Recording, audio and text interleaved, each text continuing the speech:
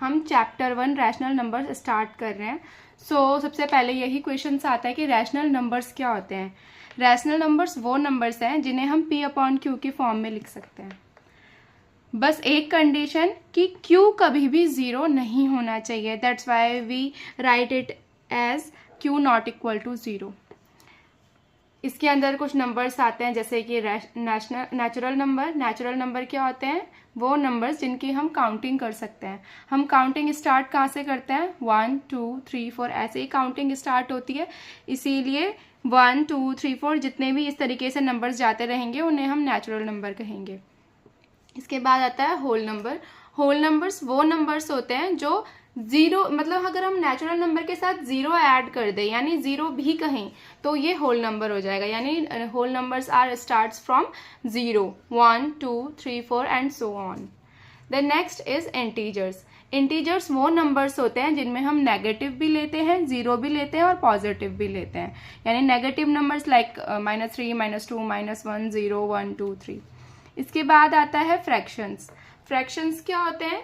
जिसमें हम न्यूमरेटर और डिनोमिनेटर शो करा हुआ रहता है। किसी भी एग्जाम्पल, कोई भी एग्जाम्पल लें जैसे कि 5/12, 6/7, 16/32। देखो यहाँ पे 5 न्यूमरेटर है, 12 डिनोमिनेटर है। इस तरीके के जब भी हमें नंबर्स दिए रहते हैं हम उन्हें फ्रैक्शंस बोलते हैं।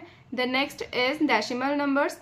डेसिमल नंबर्स जिसमें पॉइंट्स गिवन होते हैं लाइक 6.8, 7.5, 4.3, ये तुम्हारे लिए वेल नोन है। ये सब के सब रैशनल नंबर्स हैं। अब क्वेश्चन उठता है, मैंने स्टार्टिंग में आपको बोला कि वो नंबर्स जो P/Q की फॉर्म में होंगे उसी को हम रैशनल नंबर कहते हैं। लेकिन यहाँ पे ये तो दिख नहीं रहा, दिख रहा है देखो ये क्या है 4, मैंने इसको यहाँ पे 4 लिखा है और अपॉन में 1। क्या इस डिजिट में 4 में अगर मैं 1 से डिवाइड करूं तो कुछ फ़र्क पड़ेगा? नहीं पड़ेगा। यानी 1 2 3 4 जितने भी ये नंबर्स हैं ये सब के सब रैशनल नंबर्स हैं। ऐसे ही होल नंबर में भी होगा, इंटीजर्स, हर किसी में। तो ये सारे के सारे रैशनल नंबर्स हैं। रैशनल नंबर की कुछ प्रॉपर्टीज़ होती हैं जैसे कि closure property, associative property, commutative, distributive property. ये हम आगे पढ़ते हैं। तो properties based on rational number. Rational number को हम किससे शो करते हैं? Q से शो करते हैं। क्लोजर प्रॉपर्टी, अगर मैं दो रैशनल नंबर को ऐड करूं तो वो रैशनल नंबर आएगा। जैसे रैशनल नंबर हमारा 4 भी है और 3 भी है, इन दोनों को ऐड करूं तो 7, ये भी रैशनल नंबर्स हैं। इसके बाद सब्सट्रैक्शन में देखिए, अगर मैं दो रैशनल नंबर को माइनस करती हूँ तो रैशनल नंबर ही आएगा। जैसे 4 - 3 1 रैशनल नंबर होता है। अगर मैं कोई दूसरा एग्जाम्पल भी लूँ लाइक 3 - 7, यानी एक रैशनल नंबर 3, दूसरा -7, दूसरा 7, 3 - 7 कितना होता है? -4। याद रखो कि -4 भी रैशनल नंबर है, बताया ना कि अभी के इंटीजर्स भी रैशनल नंबर के अंदर आता है। नेक्स्ट है, दो रैशनल नंबर की मल्टीप्लाई करूं तो रैशनल नंबर आएगा। सिमिलरली दो रैशनल नंबर को डिवाइड करूं तो भी रैशनल नंबर आएगा। लेकिन इसमें भी एक कंडीशन है लाइक 4/2, अगर मैं 2 से 4 को डिवाइड करूं तो 2 आएगा, राइट। बट अगर मैं 2 डिवाइडेड बाय 4 करूं तो ये 1/2 आएगा, राइट। ये तो आंसर्स आ रहे हैं। लेकिन अगर मैं 4/0 करूं ये तो नॉट डिफाइंड हो जाएगा क्योंकि 1/0 नॉट डिफाइंड है। इसीलिए ये याद रखना है कि जो डिनोमिनेटर होगा वो कभी भी 0 नहीं होना चाहिए।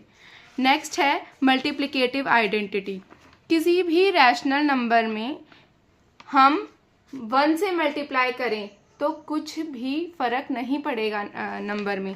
जैसे कोई नंबर मान लिया हमने 5, इसकी मल्टीप्लाई अगर मैं 1 से करूं तो आंसर क्या आएगा? 5।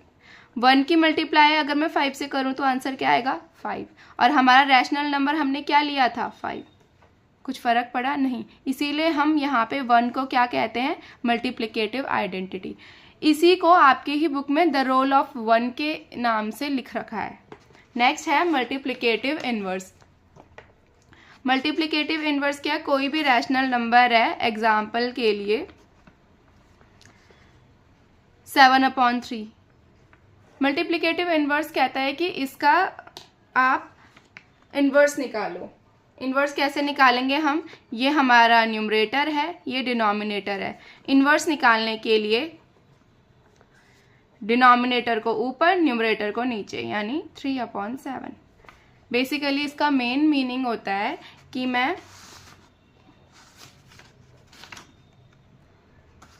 इसका मेन मीनिंग ये है कि कोई भी डिजिट गिवन है, जैसे कि 7/3, इस p/q को अगर मैं q/p से मल्टीप्लाई करूं तो आंसर ये कैंसिल हो जाएगा, तो 1 आएगा ना, यानी ये प्रूफ हो रहा है। यही मल्टीप्लिकेटिव इन्वर्स है, यानी हमारा रेसिप्रोकल, अगर हम रैशनल नंबर को रेसिप्रोकल से मल्टीप्लाई करें तो आंसर 1 आना चाहिए। नेक्स्ट है एडिटिव आइडेंटिटी, जिसे हम द रोल ऑफ ज़ीरो भी कहते हैं। इससे पहले हमने मल्टीप्लिकेटिव आइडेंटिटी पढ़ा था और अब हम एडिटिव आइडेंटिटी पढ़ रहे हैं। कोई भी रैशनल नंबर लेट की 5/3 है, ठीक है। अगर मैं इसमें 0 को ऐड करूं तो आंसर कितना आएगा, 5/3, यानी एडिटिव आइडेंटिटी क्या है, 0, यानी किसी भी नंबर में अगर मैं 0 ऐड करूं तो नंबर में कोई फर्क नहीं पड़ता। इसी को हम द रोल ऑफ ज़ीरो कहते हैं। Next property is commutativity. Commutativity यानी दो रैशनल नंबर हैं, लेट की एक ए रैशनल नंबर मैंने लेट किया है और दूसरा रैशनल नंबर मैंने बी लेट किया है। इन दोनों को अगर मैं ऐड करती हूँ और इन a + b = b + a करती हूँ तो ये आंसर सेम आएगा। जैसे कि 5 रैशनल नंबर है, लेट a = 5, b = 7, तो 5 में मैंने 7 को ऐड किया, चाहे 7 में मैंने 5 को ऐड किया, ये आंसर सेम आएगा। 5 और 7 कितना होता है, 12, ऐसी 7 और 5 12। देखो ये इक्वल आ रहा है, यानी कम्यूटेटिविटी अंडर एडिशन होल्ड करता है। ऐसे ही मल्टीप्लिकेशन में देखें तो ये मल्टीप्लिकेशन को भी होल्ड करता है, बट ये सब्सट्रैक्शन और डिवीजन को होल्ड नहीं करता। सब्सट्रैक्शन को कैसे होल्ड नहीं करता, a - b ≠ b - a। Let a = 4, b = 2। a के प्लेस पे मैंने 4 रखा, b के प्लेस पे मैंने 2 रखा, माइनस एज इट इज, 4 में से 2 गया 2। अब यहाँ पे b के प्लेस में 2 रखा, a के प्लेस में 4 रखा, 2 - 4 कितना होता है, -2। क्या 2 और -2 सेम होते हैं, नहीं होते, यानी कम्यूटेटिविटी सब्सट्रैक्शन को होल्ड नहीं करती है। अब आता है कम्यूटेटिविटी अंडर डिवीजन। ये कम्यूटेटिविटी के अंदर ही पढ़ा था हमने। एडिशन होल्ड करता है, सब्सट्रैक्शन होल्ड नहीं करता, मल्टीप्लिकेशन होल्ड करता है और डिवीजन होल्ड नहीं करता। और कैसे नहीं करता है देखते हैं। Late a = 4, b = 2। डिवाइड करो, 4 / 2 एंड 2 / 4। मैंने इसके प्लेस में रखा, a के प्लेस पे 4, b के प्लेस पे 2, b के प्लेस पे 2, a के प्लेस पे 4, ये लेट किया है। 4 / 2 करेंगे तो 2 आएगा, 2 / 4 करेंगे तो 1/2 है। क्या ये इक्वल है, नहीं है, यानी ये नॉट इक्वल टू है, यानी कम्यूटेटिविटी डिवीजन के अंडर होल्ड नहीं करती है। अब नेक्स्ट है एसोसिएटिविटी। एसोसिएटिविटी में कोई भी, ये एसोसिएटिविटी कंडीशन हम 3 नंबर्स के लिए यूज़ करते हैं, a b c। लेट के हमने 3 नंबर्स हैं, हम पहले ब्रैकेट लास्ट 2 में लगाएंगे और फिर फर्स्ट 2 में लगाएंगे, ठीक है। a + b + c, a + b + c। यहाँ पे ये एसोसिएटिविटी एडिशन के अंडर होल्ड करता है। और कैसे करता है आप देखो, यहाँ पे एग्जांपल देखते हैं। a = 2, b = 3 and c = 4। a + b + c पे रखना है, = a + b + c। a की value 2 plus as it is, b की value 3 bracket as it is plus as it is, c की value 4 = a + b 2 + 3 plus c की value 4। 4 और 3 7 plus 2 as it is, 2 और 3 5, bracket हट जाता है जब ब्रैकेट को सॉल्व करते हैं, +4, 7 और 2 9 एंड 5 और 4 9। देखो ये इक्वल है, यानी एसोसिएटिविटी एडिशन के अंडर होल्ड करता है। नेक्स्ट है एसोसिएटिविटी अंडर मल्टीप्लिकेशन। अगर मैं ऐसे करूं, a × b × c और a × b में c का मल्टीप्लाई × c करूं तो ये मल्टीप्लिकेशन के अंडर होल्ड करेगा या नहीं, अब ये देखना है। लेट सिमिलर ले लेते हैं, a = 2, b = 3, c = 4। यहाँ पे वैल्यू रखते हैं, a × b × c = a × b × c। ए की वैल्यू 2 है, multiply as it is b की value 3, multiply as it is c की वैल्यू 4 इज इक्वल्स टू ए की वैल्यू 2, बी की वैल्यू 3 एंड सी की वैल्यू 4। ब्रैकेट को एज इट इज रखा है। पहले ब्रैकेट सॉल्व करेंगे, 4 3 ज़ा 12, multiply as it is 2 as it is, bracket हट जाएगा, 2 3 ज़ा 6, ब्रैकेट हट जाएगा, मल्टीप्लाई एज इट इज 4, 12 2 ज़ा 24 और 6 इंटू 4 कितना होगा 24। ये इक्वल आ रहा है, यानी एसोसिएटिविटी अंडर मल्टीप्लिकेशन होल्ड करती है।